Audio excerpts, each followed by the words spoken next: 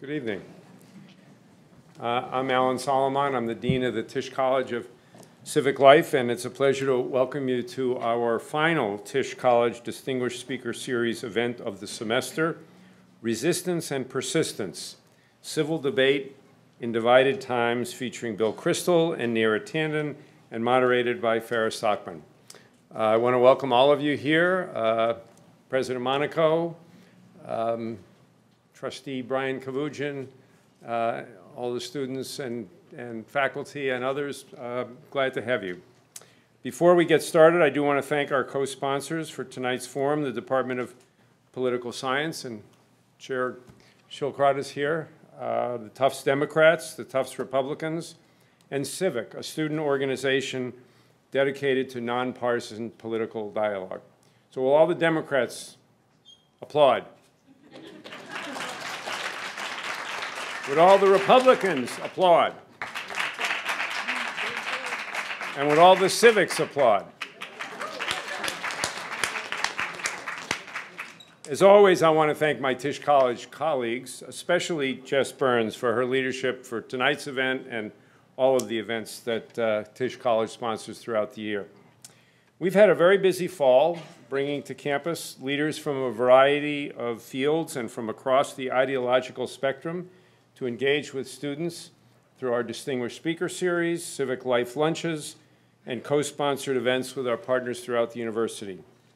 We welcome Dan Shapiro, the former United States Ambassador to Israel recently, also renowned environmental activists Lois Gibbs and Stephen Lester, who brought national attention to a toxic waste site known as Love Canal. We hosted Katja Rissling-Baldi, an expert on the indigenous protest movement at the Standing Rock Reservation, and Michael Dobbs, a former conservative member of the British Parliament, currently a member of the House of Lords, an author of the original British version House of Cards. Just yesterday, we co-hosted an event with trans LGBTQ activist Talene Abu Hana, and later this semester, we will host Howard Dean, and we will sponsor a Civic Life lunch with the Massachusetts House Speaker of the House, Robert DeLeo, and the Massachusetts Senate President, Stan Rosenberg. These speakers and guests enrich the university community with a diversity of perspectives and experiences, and they remind us that there are many paths to civic engagement. We host these speakers as part of Tisch College's mission to prepare every Tufts student to lead an active civic life, to strengthen democracy, and to tackle the problems in our communities, our nation, and the world. We pursue this mission through educational opportunities that include academic courses and internships, by conducting research on the state of civic life and how to improve it, and through innovative practices and partnerships that combine knowledge and action to address today's pressing issues. And there may be no more pressing issue in America today than the state of civil discourse, or the state of discourse, and what it's doing to our politics and to our democracy. It's a problem that shows up everywhere, on college campuses, on Facebook and Twitter, in the halls of Congress. And it's a genuinely tough problem because it's hard to speak sometimes instead of shout when it seems like the loudest arguments are winning. And it's hard to listen instead of speak when what we hear goes against our most deeply held beliefs. So when do we uncompromisingly resist ideas that we find harmful, and when do we persist in seeking dialogue and common ground? Our guests tonight are two of the most influential political figures in America, who I dare say struggle with these questions, but who I believe can model for us, as the name of the panel suggests, a civil debate in divided times. Bill Kristol is one of the leading conservative voices in America, and a frequent guest on political commentary shows across the major networks. He is the founder and editor-at-large of the Weekly Standard, which he started in 1995 and edited for more than 20 years. The year before founding the magazine, he led the Project for a Republican Future, which helped shape the strategy that gave Republican control of Congress in the 1994 midterm elections. Before that, he served as Chief of Staff to Vice President Dan Quayle during the presidency of George Herbert Walker Bush. More recently, he served as a foreign policy advisor to Senator John McCain's 2008 presidential campaign, and last year he emerged as one of the leaders of the so-called Never Trump movement of Republicans that refused to support their party's nominee. He's squeaming a little in his chair. It worked great. It worked great, really. Congratulations. Yeah. Neera Tanden is the president and CEO of the Center for American Progress. It says a leading progressive think tank. I would say the leading progressive think tank in America. In addition to being a local daughter of Massachusetts, she is an experienced leader in the Democratic Party and a veteran of multiple presidential campaigns and presidential administrations. In the Obama administration, she served as senior advisor for health reform at the U.S. Department of Health and Human Services, developing policy related to some of the key provisions in the Affordable Care Act. In 2008, Neera was policy director for Hillary Clinton's presidential campaign and went on to serve as director of domestic policy for the Obama campaign once he secured the nomination. She's a former columnist for The New Republic and, like Bill Kristol, a frequent commentator on top political news shows. Moderating this evening's conversation is Farah Stockman, a Pulitzer Prize-winning reporter who writes for the New York Times, a Michigan native who moved to Kenya to work with street children. Neera began her journalist career as an unpaid intern for the New York Times. Later, as a writer for the Boston Globe, she covered major international stories like the Rwandan genocide trials, Guantanamo Bay, the war in Afghanistan, the London subway bombings, and the tsunami in Indonesia.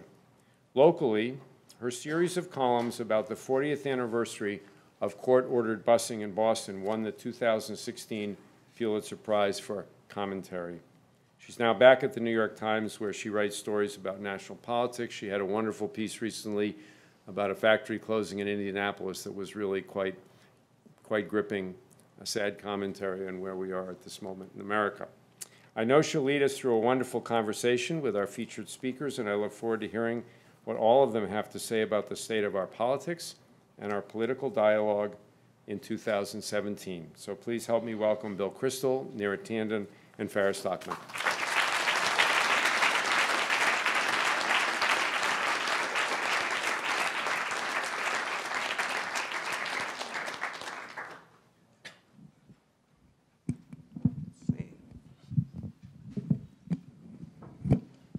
All right, can you guys hear me? This is really exciting. This is a real live debate between a liberal and a conservative, and it's not on Twitter. Not that there's anything wrong with that, you know. Oh, okay. So I'm really excited to be a part of it. But before we start, I just wanted to ask, how many of you in the audience regularly engage with people who subscribe to a radically different political orientation than you do? Your crazy uncle at Thanksgiving is not included. Okay, that's pretty good. All right, that's pretty good. So I just want to start with last year's presidential election. One way to look at the election is that it was really an uprising against the established parties. You saw the popularity of Bernie Sanders. You saw Trump take over a Republican Party that he hadn't actually been a member of for very long. So I guess I just want to start with you guys and ask you, is that how you look at the election? And if so, what's wrong? What did the established parties do wrong? Why don't we start with you, Neera? Well, you know, I have a little bit of a theory on this, which I expressed earlier, which is in another setting, which is that I think the inability of Washington to do anything in essentially the last 6 years of the Obama administration, which, you know, not to start off on a partisan note, but I put completely at the feet of Mitch McConnell, it did actually create a sense amongst a large swath of voters, both some on the left and many on the right, that they created an anti-Washington fervor that many candidates, Bernie Sanders, Donald Trump, but others in the Republican primary, Ted Cruz also tried to kind of tap into, which is that essentially like Washington is broken and needed fundamental fixing, which to be honest is like hard to argue. Like Washington isn't solving the country's problems. Now, so I actually think one of the reasons, I mean, it was a crazy election and a lot of different things happened to create it, but it was a very much, even though like the macroeconomic numbers were basically like positive in a lot of ways, there were deep chasms for a lot of communities. People, we talked a little bit earlier, people who haven't gone to college have really faced, I consider, serious struggles, which you've written very eloquently about. But I think part of what drove both parties' opposition was a frustration with what Washington is delivering, which has been very little. I'm not hearing a lot of soul searching in the Democratic Party, though. No, I mean, I think the Democratic Party also, like, Barack Obama was president for 8 years. And there was, like, for a large group of people, they didn't think the answers were good enough for them, right? I mean, we have to recognize, like, we went from Barack Obama to Donald Trump. Okay, that is like I can't think of an election in my lifetime, maybe Carter Reagan, like where you went from a more opposite direction. So I think a lot of that is, now, I mean, to be honest, I think there is like 55% of the country today who would take Barack Obama back in a heartbeat. but I don't think you can say like everyone's chill if you go from Barack Obama to Donald Trump. Yeah, I mean, you could argue, though, that, just amplifying that point, we should have seen this coming a little more politically. I mean, in 2008, Barack Obama upsets Hillary Clinton and then defeats John McCain, a young African-American, first, obviously, African-American president. In 2010, Tea Party upsets people within the Republican Party and then does well in the general. 2012, a little more of a status quo election, I guess you'd say. But then 2014, fair amount of turmoil again, especially on the Republican side. But you see a little bit of it, early indications on the Democratic side, perhaps. And then, of course, I do think from a social science kind of point of view, the fact that Bernie Sanders got 45% of the vote in the Democratic side and Donald Trump got 45% of the vote on the Republican side is the fact about 2016. You alluded to it, and I think you're absolutely right. And it's a little astonishing. We can have all kinds of explanations, and there are all kinds of explanations: unhappiness with gridlock in Washington, unhappiness with stagnant wages, especially, or even declining among working class families, lower prospects for people who aren't well educated because of technology and globalization, a ton of things real. Some of them maybe more perceived, a different culture than we used to have.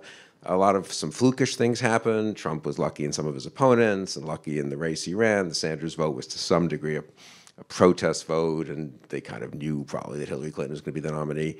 Still, it's a startling fact. I mean, if you went to a historian or a social scientist and said, okay, 45% for a guy who was a socialist who refused to join the Democratic Party until a year before he ran because it was so corporatist and such a sellout party, even under President Obama, and 45% for Trump, who's running against the Republican Party as much as anything, against the previous Republican presidents.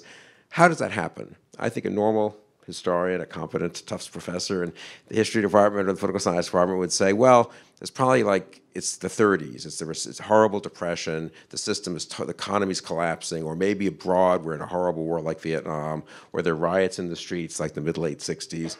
But actually, America in 2016, there have been problems, a delayed reaction to the 2008 crash in some respects, loss of faith in elites. But again, America in 2016, you would not have predicted, I think it's safe to say, that this would happen. And that is a little startling. Maybe it means we missed a lot of the real problems. Maybe it means we have a culture that now is more willing to gamble, you might say, on politicians, more of a celebrity culture. Maybe it was just kind of flukish, and we'll go back to a more normal politics in 4 or 8 years. But I think it's a big moment. And again, for me, the biggest moment is biggest fact is that Trump won. I mean, the world would look we'd still have to analyze 2016 if the election had gone as predicted on election day and Hillary Clinton had won a reasonable, narrow, probably victory, but a Obama-like victory. But the fact that Trump is president changes everything. It could be fluke. It is somewhat flukish that he is president, but once a flukish thing happens, World War I was kind of flukish. You know, it didn't have to happen. There were a lot of weird events that happened between 1911 and 1914, I think, that kind of one thing led to another, and suddenly the whole world was at war. But once it's happened, it has huge consequences. And for me, the big question is, you know, where is the country after the Trump presidency? Because we're beyond just, gee, that was a weird campaign, but we've had weird demagogues as senators and governors before. They've affected American politics. Joe McCarthy was a very important figure for 3 or 4 years. George Wallace was a very important figure for several years. Other people on both sides have been important figures. Huey Long, Father Coughlin. We've just not had one as president. And that really is, you know, I mean, a worrisome and an important moment. I just want to follow up on that because, I mean, this is personal for you. Like, you've spent all of your adult life guiding the conservative movement to being where it is, and now you're the never Trump guy. You're the guy that, like, grassroots activists are attacking. You've written once that parties are not forever. At what point do people who subscribe to your brand of conservatism decide to go off and fly your flag under another name? Yeah, well, it's a good question. I think some people in Virginia, where I live, Ed Gillespie is a reasonable Republican, would have been a perfectly normal sort of Republican governor of Virginia. But I know people very, very close to me who wouldn't vote for him because he ran a somewhat Trumpy campaign, and they thought it would. They wanted both. They were annoyed at him, but it was more importantly they didn't want to send the signal that should be rewarded electorally. It ended up he lost by 9 points, and all these individual votes of sort of, you know, wavering independent Republican McCain-Romney voters may not have made that much difference, but there were some of them. People like me. I just talked to someone in Alabama a couple hours ago who's very much someone who's written for the Weekly Standard, someone I would consider kind of a fellow traveler of mine, or vice versa. And he's not going to vote for Roy Moore, and he's trying to decide whether he doesn't have any big objection. I mean, he's conservative, so he doesn't agree with Doug Jones on some issues and doesn't really want to have a Democratic Senate and vote for Chuck Schumer as majority leader. But I think he'll end up voting for Jones. So I think it'll happen race by race and state by state as the Republican Party defines itself. If it's a Roy Moore, Donald Trump Republican Party 3 years from now, and it could be, then I won't be part of it. If Trump is a one-off, if in fact the Bannonite candidates lose, if the Republicans find some nerve and stand up to Trump and to others like Trump, if we end up with a Marco Rubio, Ben Sasse, Nikki Haley, you know, some of these people don't have to be never Trump, incidentally. They just have to be across the reasonable spectrum of Republicans, you know, a Charlie Baker, John Kasich, Rick Scott, to take people who are governing large states. You know, they can be more conservative or less, but they just have to, in my view, reject some core aspects of Trumpism. There hasn't been that much rejection yet on the Republican side. 6 months ago, I think I would have answered your question honestly. You know, I think the odds are pretty strong, maybe overwhelming, that the Republican Party, we have a two-party system, that the party remains, that we kind of Trump is a one-off, and we work through that. I'm much less optimistic today. I mean, someone asked me yesterday, filming some interview, you know, what are the chances you'll be voting Republican in 2020? And I said, I don't know, 50-50 maybe. I mean, I won't vote for Trump if he's renominated. Could you beat Trump in a primary? Could the Congressional Party really separate from a president of that party? That's very rare that happens in American history. So I come back to the importance of the fact, and the unfortunate, I think, fact that Trump is president, to say I think we're really, from a conservative and Republican point of view, in kind of uncharted waters. Neera, what about you? What do you do to win back the skeptical voters who, particularly among the young, who kind of lost their faith in the Democratic Party? You know, I actually think that I think we're learning as we're going. So we were talking about this earlier. Ralph Northam had a 39% margin with 18 to 29-year-olds. And like Ralph Northam is not the most exciting candidate I've ever met in my life. But he won by like 65 to almost 70 to 30 amongst 18 to 29-year-olds. And then from 18 to 40-year-olds, it was like 2 to 1. And yet he was still protested before his victory speech because he wasn't sanctuary city enough. And I think that is look, believe me, I think like there's anger at everyone in the political system. The question is it a majority of your party or not? Right? Like what I think happened in the United States is basically what also happened in Europe. The United States has 2 parties. Most countries in Europe have 4 parties. The AfD in Germany is the rising party there. UKIP in the UK was until just now rising. Marine Le Pen beat out the moderate Republicans or moderate conservatives in France to be the dominant. And there is some fracture between the liberals and the left in the U.S.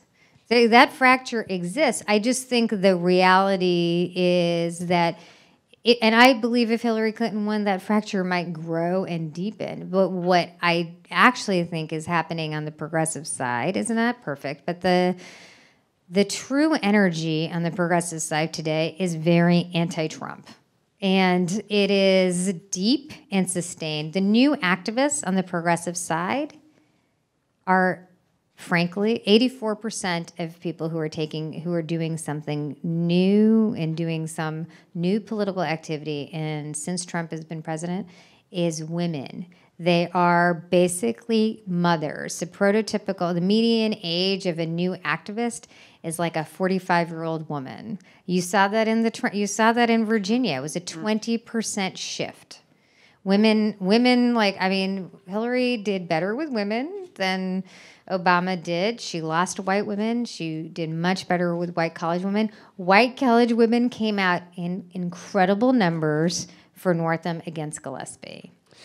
And I actually think the long-term work that progressives have to do is to actually address the deep chasms in the country. And one of those chasms that the election surfaced was that there is a deep difference in personal sense of optimism and life condition for people who go to college versus people who don't go to college.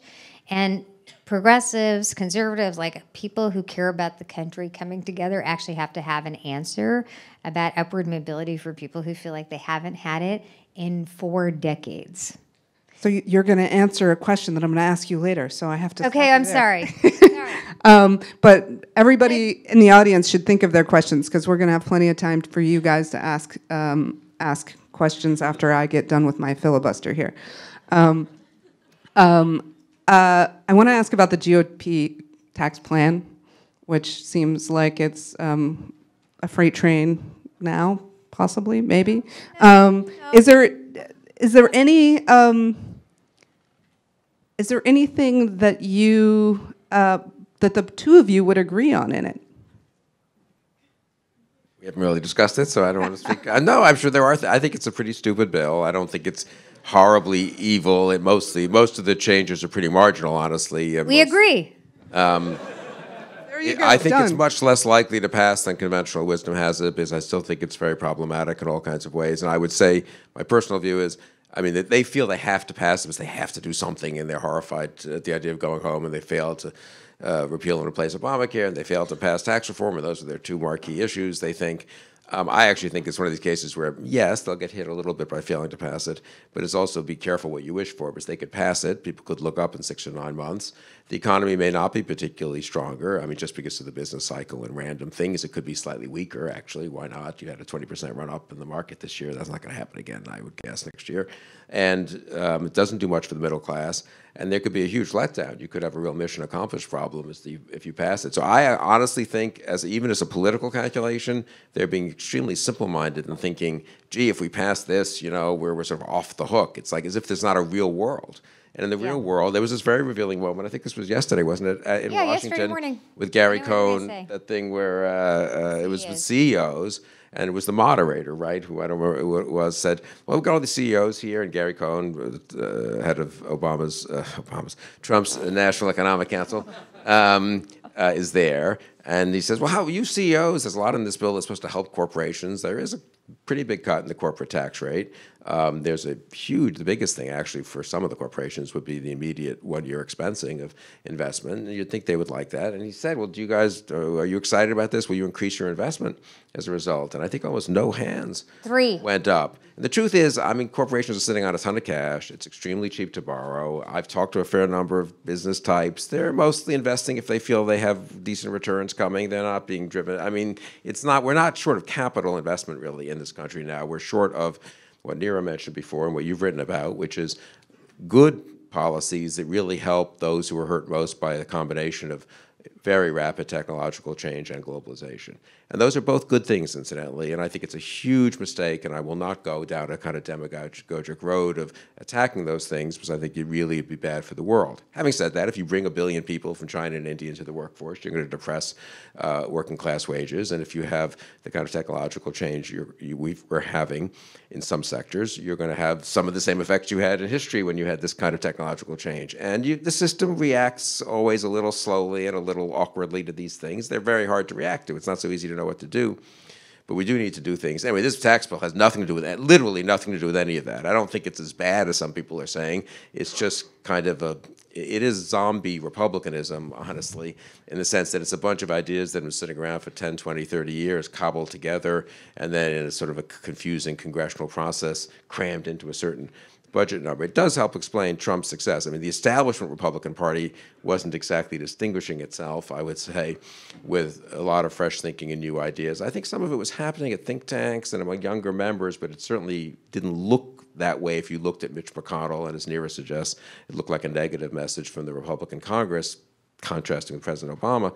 So I think this is this in a weird way, I don't say it helps Trump, but the real bad thing from the Republican side is now we have a sort of zombie establishment and a demagogic president and fighting each other. And it's hard to see how that Sounds like the apocalypse. Yeah, not a good outcome. It's hard to see how that produces a good outcome. They don't really seem to be fighting each other. That's a fair point. I guess I would say about taxes, what I think, and this goes to your writing, I'd say what I find so odd about the last year is that Trump ran on quote-unquote economic populism, and I would say a mixture of economic populism and xenophobia, right? I'll just say bluntly, that is my take. But he's actually governed with the xenophobia and like zero of the populism. So the actual congressional agenda reflects what the Republican Party was in the 90s, which was not that many working class whites, lots of white college voters, but what actually happened in the 2016 election is he did get a surge of white non-college voters. The people you interviewed in Indiana, the people in Ohio, we all talk about Michigan and Wisconsin, but the real surge was Ohio and Iowa moved 15 points. Not a few points, 15 points. But what's so weird about what's happening is that Trump is overseeing an agenda that isn't neutral to working class people. It's antithetical to them. There is a tax increase in this bill. It is for people who make, one version is 20 to 40,000, another version it's 40 to 60,000. These are people who will face a tax increase. The Affordable Care Act took health care from 6 million Trump voters, the repeal of the Affordable Care Act. That's what I find so mind-boggling about the moment we're in, is I seem to care a lot more about those voters than the people they just voted for. Because it wasn't they just voted for Trump. Those people voted for Trump, and then they voted Republican, and they voted for this Congress and these senators. And yet, that agenda, where is Donald Trump just went to China? What is the big deal he negotiated with the Chinese on currency? Nothing. Where are we on trade? Really, to be frank about it, he hasn't actually done anything on trade, really. I'm not. You may say he shouldn't. I may say maybe that wouldn't be such a great idea. But the reality is, Steve Bannon has won the Republican Party. I hate to say this, but he seems to have won the Republican Party on the anti-immigrant, xenophobic messaging, and not won it on the economic populism. You know, the guy who said, I'm going to save entitlements, or I'm going to lower drug prices, or I'm going to save your job by ending all trade deals. That part has not actually happened. Well, we have yet to know what's happening with NAFTA, and so don't speak too soon. But do you think they're going to pass the bill? Do you think they're going to pass the tax bill? And can you say a few words about the graduate students? What would happen to the graduate students whose? I mean, they do definitely seem to not like universities with endowments or grad students with debt. My basic. So I think everyone's heard they added the repeal of the individual mandate to the bill. I have to say, I think they did that because they were having a problem on conservative votes, which Johnson just said he is unlikely to vote for the bill. I mean, I went through several iterations of this with the Affordable Care Act, and here's what generally happens.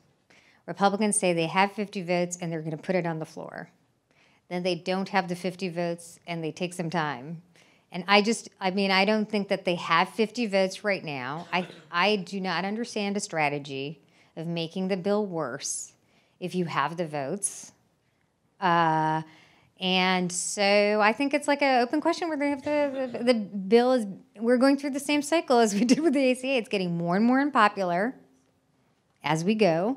More and more people dislike it. You sound disappointed in that.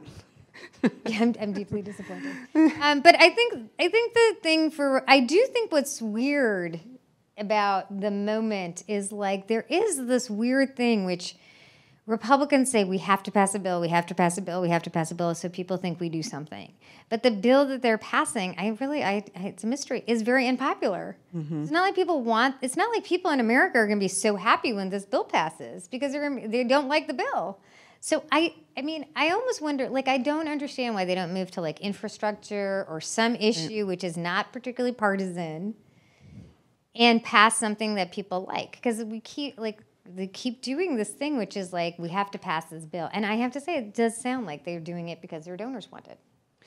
So I want to move to a question about some of the research that's been done here at Tisch College, which is really incredible. They've looked at young people in rural areas and determined that 60% of young people in rural areas live in what's called a civic desert, which they don't have access to very many youth groups, even religious congregations, or ways to civically engage. And I think they determined that youth in the suburbs and the cities, it's only 30% live in a civic desert. So if you look at these rural young people, 60% of whom, sort of ripe for alienation and isolation, Trump talked about forgotten people. Does he have a point when it comes to young people in areas, in rural areas? Have they in fact been forgotten and not very well served? Do you want me to start? Well, I think the challenge in rural communities for young people and everyone else, and not just young people, is there has been a deinstitutionalization in the sense that, like, in a lot of rural communities, institutions are in decline. Like, there used to be fewer and fewer people. So the people who are there are literally left behind, right? And I do think that they're like, who cares about us? I mean, one of the biggest differentials between a person becoming a Democrat or becoming a Republican, or an indicator of being a Democrat or a Republican, is how close you live to other people. Like, the sparser it is, the more conservative you're likely to be, the more packed it. Like, if you live in a community, like a city, you're more likely to be a Democrat, whether you're white, black, Latino, or Asian. And so I think Donald Trump expertly tapped into a sense in rural and ex-urban communities that are, frankly, if you look at a map of economic growth or decline, have been in decline for 15 years, and said, I'm going to be your voice.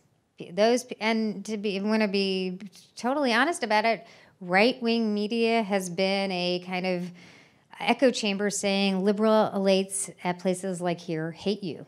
So he tapped into that. But I think also the truth is progressives haven't had an answer for upward mobility for people who don't go to college, who are concentrated in rural and exurban communities. But neither have conservatives. It's just he did have answers for them, like he's going to stop trade and he's going to stop immigration. I don't think those are real answers. I think they are bad answers, but they are an answer. And I think the best way to beat a bad answer is to have a better answer. And that is like what is up to the places like us and hopefully Republicans of goodwill to come up with an actual, 30% of the country angry about the reality of their lives is not good for democracy. No, I mean, I agree with that. I'd say you'd have to, I guess, put my social science hat on for 1 second. You'd like to know longitudinally whether that number in the rural areas has gone up or not, because maybe it's always the case that if you just live in a sparser, less populated area, you have less of that kind of community. One also would have thought the internet was partly supposed to be a solution to this, and maybe it isn't. That turned out to be a disaster. Well, that's an interesting, but that's a good case study of how many social trends and technological changes don't have the predicted effect, right? No, so I think but what's actually startling to me about not having read the study, so just from the headline, 30% in urban areas. Isn't that kind of a problem? That's kind of a big number. Here you are, and Does that surprise you? Yes, I mean, here you are, you're like totally connected, networked, Medford, Somerville, Cambridge, or whatever, and allegedly 30% of you all, I guess, according to the study, or maybe not you all, but 30% of the people living around here are living in whatever this thing is, what's it called? Something desert? Civic desert, yes. Well, no, and I don't mean to make light of it. I mean, I think if the study's a serious study, it's a real question and a problem, and maybe it suggests that it's not just a geography problem or a rural problem. I think Bob Putnam at Harvard and Charles Murray at AI have written about this and come up with amazingly similar analyses, one a liberal, one a conservative, of the problem, especially of working class, non-college educated America. The combination of a certain social breakdown, family breakdown, lack of economic opportunity, sense of disrespect by elites, you put it all together, it's dangerous. Bill Galston, with whom I did this little project a few months ago, who's a Bill Clinton White House guy, moderate Democrat, always says this, I think it's a very good point, that we had the '08 crash, which really had a big effect. Everyone, people in New York recovered and everything's fine. But if you lost your job, your cousin lost his job, got another job a year later, but it paid 3/4 as much, and suddenly your house value is down, and maybe it hasn't quite come back. But people actually, if you look at the public opinion polls, especially when President Obama won, had a certain sense of optimism. We weathered it. We came back, 09, 10, 11, for one reason President Obama got reelected. If presidents get reelected, the country can't be too hostile to the way things are going, right? It was a narrow thing, but still. And people were thinking, maybe we're coming back. It's okay. And then, according to Bill, and I don't know if you guys looked at the data and agree with this, around 2013, actually just after the reelection, the numbers started to kind of fall apart. And people were sort of thinking, you know what? It's been 4 years since the crash, and we're never really coming back. I mean, this job I have that now pays $22 an hour is kind of what I'm going to have for the rest of my working life, and I'm never going to get back to the $35 an hour, and my retirement's going to be put off, but the kind of job I've got is not a job that's so easy to do when you're 68, 70 years old. It's not sitting around at a desk. So I think the sense that it wasn't really coming back hit at some point, and that does, I think, coincide with other things that we started to see in our politics over the last 3-4 years, and Trump maybe luckily and flukily and somewhat cleverly just tapped into that. Not to mention the young people who weren't able to get their lives started because of coming of age at this time. I want to end with my filibuster with a question about free trade. For all the talk of political polarization that we've had, there's actually been really surprising, sustained 20 years of strong political consensus, at least in the White House, about expanding free trade. And we just saw that totally evaporate last summer. And I guess, I was surprised by it, but you saw it on the right and you saw it on the left. That's something Bernie and Trump had in common. Mm-hmm. So I guess I would ask you, Bill, to start with you. You've really championed this. If it's a right policy, why did so many Americans turn against it? I mean, it's really 70 years, I'd say, not just 20 years of consensus in both parties, and a series of attempts to overturn that consensus that were beaten back on both sides. So when the Democrats beat back Gephardt, Bill Clinton went ahead and who ran on this in 92, in I guess 88. Bill Clinton went ahead and carried through NAFTA, which first President Bush had negotiated. We beat back Pat Buchanan, and then Perot was a third-party candidate. If it's the right policy, why have wages stagnated? Why aren't people doing better? Well, people are doing a lot better in America overall. Some people always will not benefit from trade, but let me just back up a second.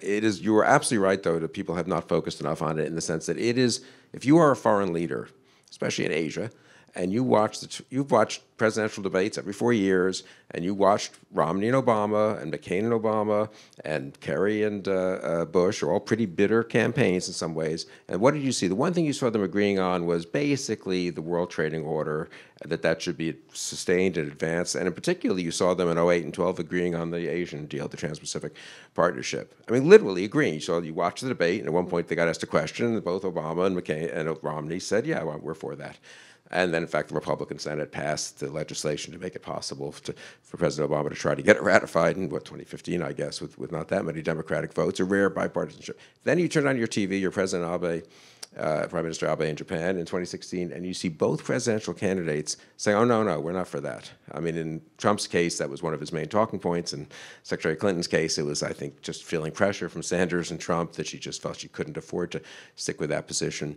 And I do think that was a shock, I know it was a shock to people over there, and a dangerous one, incidentally. It is not a trivial part of the liberal international order, which on the whole has been very good for the world and has brought billions of people out of radical poverty, terrible poverty in Asia. And there have been no wars in East Asia in 40 years. And the standard of living around the world and the amount of poverty and starvation has gone way down over 40, 50, 60 years. It's something Americans can be proud of having been a key part of.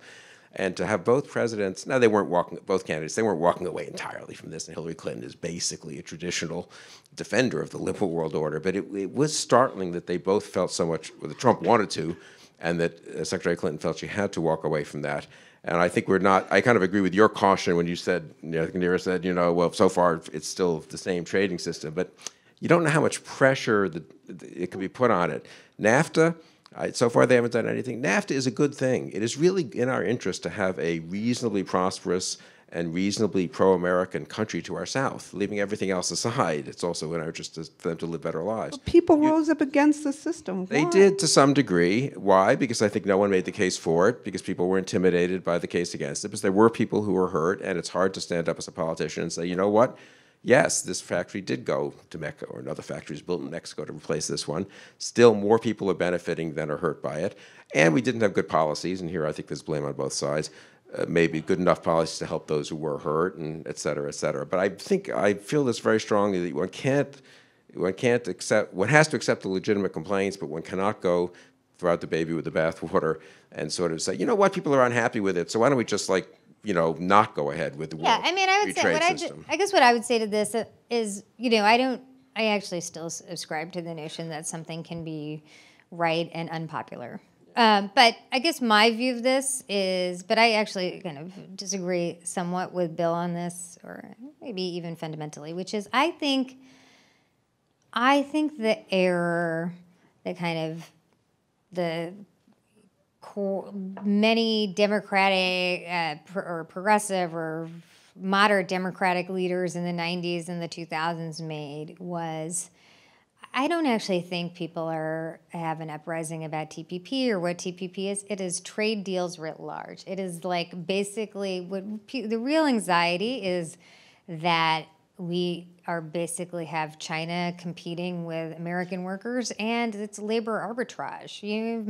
We basically have a system where we've allowed American workers to be subject to labor arbitrage, and we don't do anything for it. I think the fundamental error of the 90s on trade was to not really be honest. The truth about the trading system is there are winners and there are losers. And the massive failure of the United States, which is not true for every Western country, is we do pathetically little for the people who are losing out from trade. And too many Democrats, be critical of the Democratic establishment, too many people in the Democratic establishment were said trade was a win-win. It can be true, and it is true. Like overall, trade is a win for the country, right? But lots of people lose in trade, and people in the United States who lose from trade are the least capable. We give them the fewest tools. Lots of Democrats were like, oh, we'll just fix TAA, and then we'll do a trade deal. TAA, trade adjustment assistance, doesn't work. And, it could be reasonable to be like, I'm not going to be for a trade deal until a trade adjustment does work. So I think this is the fundamental issue, which is it's not really, what really is happening is we do have 1 billion people who've entered the global order, the global system over the last 20 years, and people in developed economies at the lower end of the skills are facing a competition they've never had to face before, and we do not do anything for them. And we have to do more. And this is my last moment because we want to get to your questions, but the Democratic Party used to be the party of the working person. And yes, and I think the truth is did it change? Did it change its Well, Bill Kristol took it over. No, I'm just kidding. I think the truth is, if you look at a macro level, trade does help the economy grow. I think we have to do a lot more. My fundamental view, though, and this is the work that CAP is spending most of its time on, is what really happened in 2016 and will happen in the future is people who don't have a college degree are being hurt in an economy from globalization, not TPP itself, but globalization and increasingly automation, and we don't have an answer for them. And my basic axiom of politics is a bad answer will beat no answer. We might have to think more boldly than we have before about an answer to that, whether it's greater investment in public sector jobs or some kind of guarantee or something more than we've done in the past. But I do not think it is acceptable for a democracy to have even 30% of the country feel like they do not have a chance at economic mobility. And as I said earlier in a different setting, Donald Trump can be the beginning or he can be the end. And it's up to us to decide that. That's a good place to move to your question. So unless you want me to keep asking questions, you guys better stand up at the microphone. I got more questions. I can ask questions all night, but... And are they saying something else? Oh, yeah, please give a question and not a dissertation. And tell us your name and maybe what year you are, what program you're in at here at Tufts. My name is Ari. I'm a freshman. And what role did identity politics play in last year's election? I think it's a good question. I think it played a huge role, obviously, and one glib way of putting it, which is too glib, but nonetheless is the left has been very enamored of parts of the left of identity politics for 20 years, with various minority groups and newly emerging groups and so forth. And at some point, Trump saw, and others saw too, that if they can play identity politics, we, the white working class, can play identity politics. And they've done it with a vengeance, and it's not good for the country. The original identity politics weren't good for the country. This identity politics is maybe even worse for the country. And how you unwind that, how you put that toothpaste back in the tube, is a big problem, honestly. But I think that what you have to start by doing is not encouraging or rewarding or even tolerating the more nasty and bigoted versions of identity politics from either side. Yeah, I think the thing that's hard about this is, what people would say is identity politics is a bunch of people who are actually protesting the murder or what feels like murder of African Americans. So some groups, identity politics is another group's basic aspiration for civil rights, right? And I think the thing, what Trump fed off of a little bit was that version of identity politics, which he calls identity politics, but I would say is the equal treatment of African Americans or the aspirations of Latinos to have equal say through, wanting to become citizens. So that's like the back and forth of this, which is it really progressives saying like identity politics, or is it an opposition to that? Is it an opposition to the equality of groups who have not been equal before, and a counter-reaction to that? I mean, I think that is a big question of what's going on. Let's try to get to everybody's questions. Sorry, I'll be quick. Hey, I'm Armand. I'm a senior studying political science. And my question was, Tufts has been having a little bit of a controversy with the former Breitbart editor and current editor of the Daily Wire, Ben Shapiro. He might be invited to campus. What do you think the limits on speech should be for individuals that campuses invite? And do you think that educational institutions should have a higher bar for people they invite because their mission is fundamentally to try to educate and enlighten people?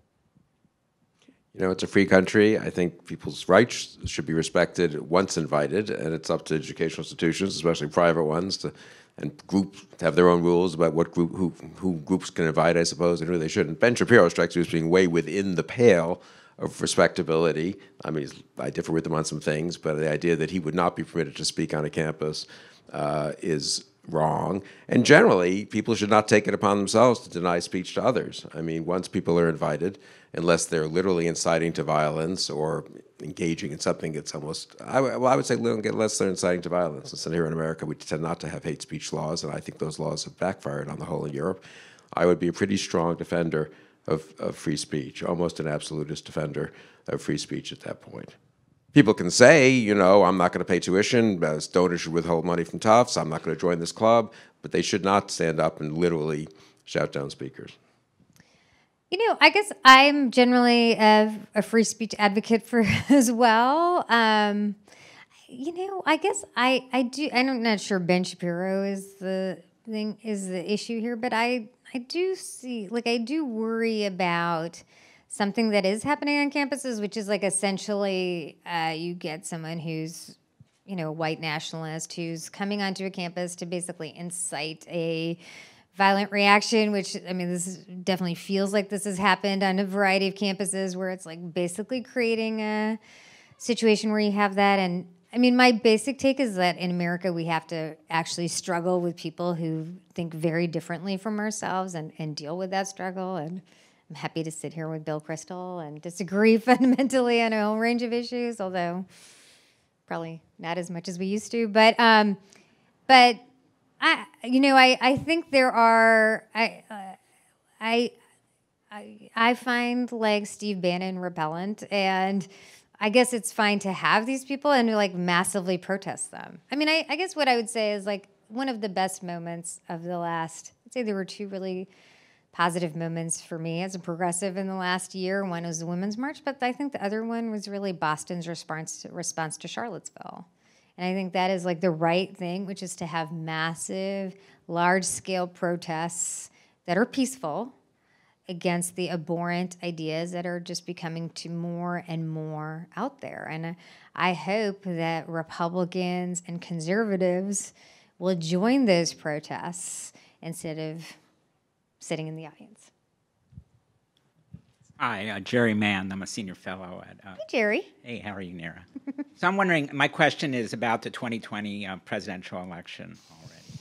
And to Bill's point about once something happens, and also looking at the likely track record of politicians between now and 2020, I'm wondering if you think politicians are going to be able to simply step in and be the leading candidates in 2020, or whether we're going to unleash a time where, you know, people who are more national brands have a better chance on both sides. I think that's a good question. I've thought about that quite a bit. I'd say I'm a little surprised. I would have thought that Trump might trigger every billionaire in the country who thinks, I know more than Trump. Why don't I get to run if he gets to run and be president? And every celebrity who thinks I'm as big a celebrity as Trump was, why don't I get to run?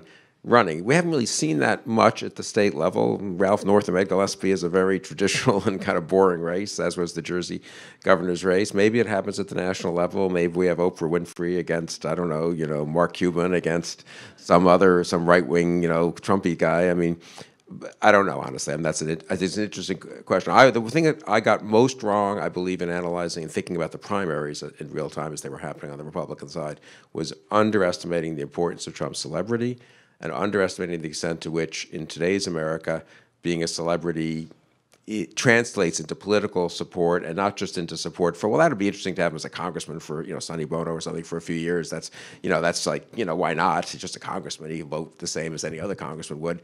Or even a governor, Jesse Ventura in Minnesota. And somehow, until now, that person did not, president was different. You did sort of really have to be qualified.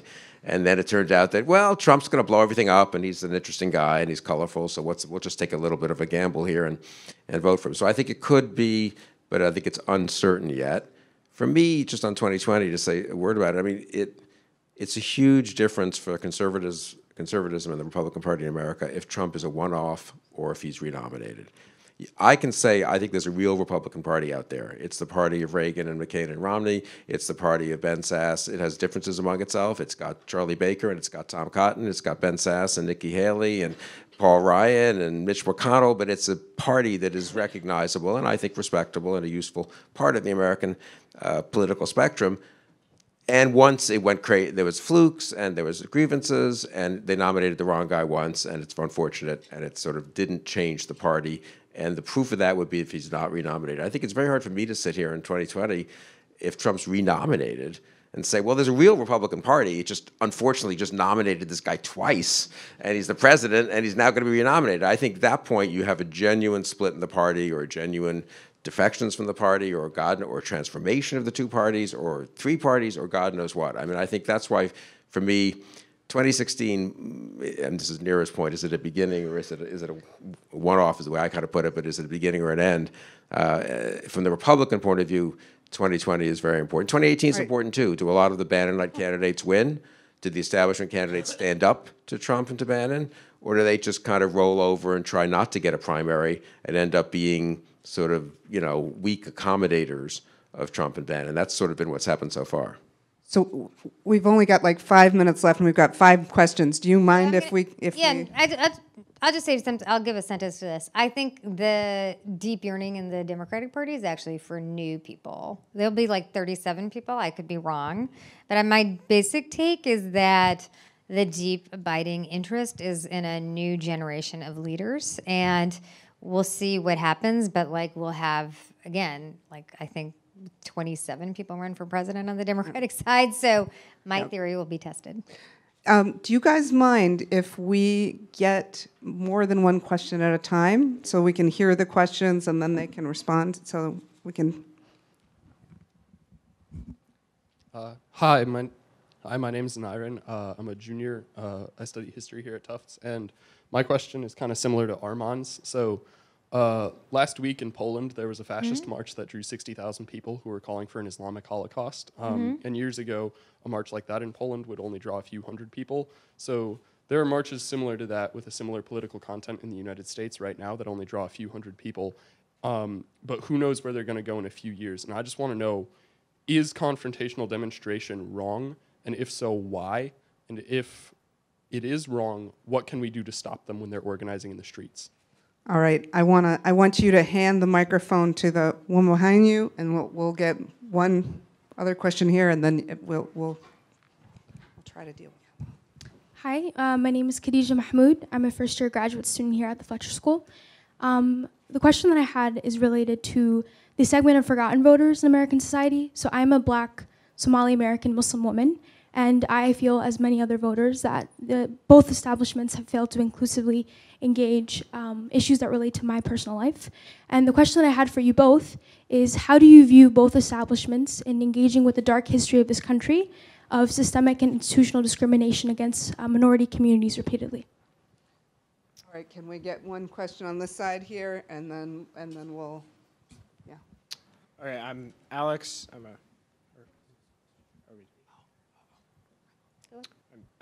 a freshman at Tufts, and I guess one issue that I think doesn't get talked about enough, it was briefly talked about in maybe 2010, was the national debt. And then in about 2011, there was a compromise proposed where the Republicans were going to sacrifice like removing deductions, and the Democrats were going to sacrifice entitlement reform to try to. Boehner and Obama were trying to bring this thing together, and that sort of fell through. And there's been no effort at some sort of national debt compromise since. So, do you think there's any prospects for that in the next 10 years, maybe, or are we just sort of sunk? All right, and let's ask one more question here, and we're. My name's Elliot LaBelle. I am not a freshman. I am a former assistant U.S. attorney. I'm actually curious what your thoughts are, or latest and greatest thoughts are, on Mueller, on potential indictments, on pardons, and ultimately impeachment. All right, so we have fascist march, and you know, how can you confront a spectacle like that? We have institutional racism and how the established parties have failed to engage. Yeah, so I guess I'll say, I'll start on, and if I miss something, I'll do my lightning round on national debt. No, I think is my answer. I just would like to note that apparently we only care about the debt and the deficit when a Democrat is president, because the Republicans are actually interested. All of a sudden, these same folks are like, let's pass $1.5 trillion addition to the national debt and deficit to pass a tax cut. But like 5 years ago, the deficit was a gigantic problem. So I can just say, when Democrats take power again, which I hope will happen in my lifetime, I do not expect lots of Democrats to be like, now we're really going to focus on the debt, because I think that is insane. Like, the prescription that only affects one party is ridiculous. On the issue of when is fascist movements, and I guess you're basically asking a question about Antifa, right? So my basic take on this is that if we are facing a world in which, like, we're in Germany in the 1930s, or like the AfD wins Germany itself today, like, we can engage in a proper discussion about using violence to protect what would then be minority rights, right? But we are far away from that. And I have to say, I find the use of violence to attack speech you don't like abhorrent, anti-democratic, and anti-progressive. Like, it is not the. I think that bullies win those fights. Bullies of physical strength, or bullies of gangs, or bullies of police states. And I think it is, this is my own personal view, abhorrent to think that you don't like what somebody is saying, so you're going to punch them in the face. And I basically think that is a lesson for which majorities will always use against minorities. And as a short Indian woman, I don't think that's a great idea. The social justice question. So I think this is an issue, your description of the establishment failing, your sense as a woman, as a person who feels that there's institutionalized racism. Hillary Clinton was the only known candidate I know of to say that whites have to recognize there's institutionalized racism in America. That is not a sentence Barack Obama or any Democrat has uttered before. And I think it actually did play into a sense of white identity politics. So I think the challenge, I mean, this is the essential struggle in America, which is, you didn't hear that from her? I mean, I don't, and she might not have said it right.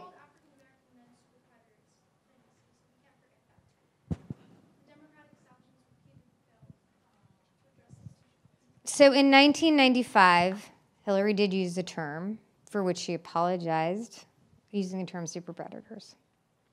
I take what you're saying. I'm just saying that she also, in 2016, in a debate with 95 million people watching, went farther than anyone has gone before in the political system. And I hear you that you didn't, that wasn't enough for you, and you didn't hear it.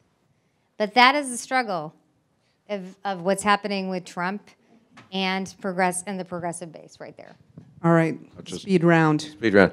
The debt, we've actually published pieces criticizing this bill, any version of the tax bill, because there's no point. It's more, we shouldn't be raising the debt in return for an unnecessary and inefficient form of tax cuts. That hasn't gotten much resonance among Republicans or Democrats right now on the Hill, obviously. I think the debt will only get confronted when there's a genuine debt crisis, when interest rates go up and there's a real need to do it. And then at that point, I just hope it's not too late. But I'm disappointed that all that momentum is gone on the debt. Look, on Mueller, I mean, who knows? Mueller. He knows a lot.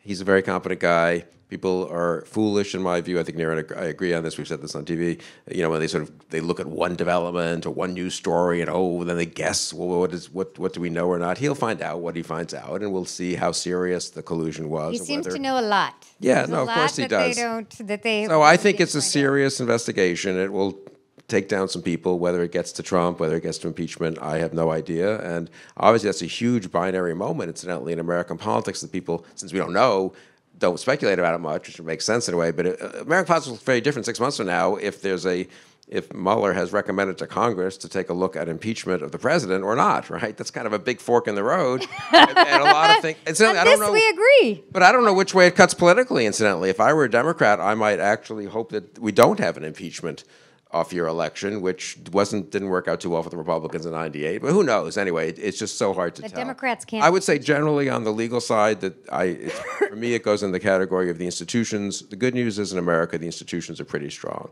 The legal community, the Justice Department, the courts, civil society, universities, state and local governments, separation of powers. It's not having one very irresponsible president does not bring down, so to speak, the pillars of the system in a way that would happen, honestly, in some other countries. That's in a way one of the great things about being a very well institutionalized democracy. It also has the flip side, which is you have all these establishments, change is slow. It's frustrating. People feel that the dark side of the country's history hasn't been sufficiently acknowledged. But I will say, honestly, the flip side of that is having the strength and confidence to push back on something like Trump to some degree. And so you have to take a little bit of the good with the bad on that, I think. Look, on the poll in March, I mean, it's terrible. On the other hand, I'm old enough to remember 20 years ago when 100 or 200 miles from that, people were being slaughtered in Europe. So it's not like, gee, this has never happened before. We had a man in charge of part of the former Yugoslavia ethnically cleansing another part of the former Yugoslavia, in this case actually ethnically cleansing Muslims, and we intervened. And Bill Clinton intervened, and the Weekly Standard supported him. 3 months into our existence, we lost about a fifth of our subscribers who wrote letters saying, I didn't subscribe to this magazine to read editorials by you and Bob Kagan and others supporting Bill Clinton. But we did, and it worked. It was messy, and it didn't go perfectly, but we ended up with no ethnic cleansing there. I will just say, and this is, if you want a world in which it is less likely that Nazis and fascists come to power, you should want a world where America is very strong and willing to use that strength, obviously mostly diplomatically and economically and so forth, on behalf of liberal democracy, and in my view. And if we have a world in which we have retreat, either for kind of liberal reasons, the UN will take care of it, just like they did so wonderfully in Sudan or in Rwanda and Burundi, or for conservative, Trumpy, American first reasons, a world of America retreating from its responsibilities is a world in which there'll be more of that and more Milosevic's and rises, I believe, more rise of fascism on the right and God knows what on the left than would otherwise be the case. But that's a complicated issue, obviously, in its own world. But it is worrisome, I think, and I really don't. There's obviously stuff happening internationally that we probably all took for granted that this couldn't happen in the 21st century. They took for granted in the 20th century that things couldn't happen that turned out to happen in a very awful way. So the lesson for me on that is, and I'll just close with this, is not to take for granted. I'll make an unfashionable defense of the establishment and of the current world order. Don't take for granted the progress that's been made over 70 years. It is a world in which these things happen much less than they used to, and in which there are forces mobilized to help stop these things from happening. And we should make sure we don't sort of be out of frustration that things aren't perfect or that we haven't confronted the dark side of our history or that some people are suffering from trade. And I don't mean to minimize any of those things, but we should not throw out the successes of the last 70 years at all recklessly or heedlessly, I would say. So on that note, I guess I want to thank you both for being here with me, and I want to invite you back when Kid Rock runs against Kim Kardashian.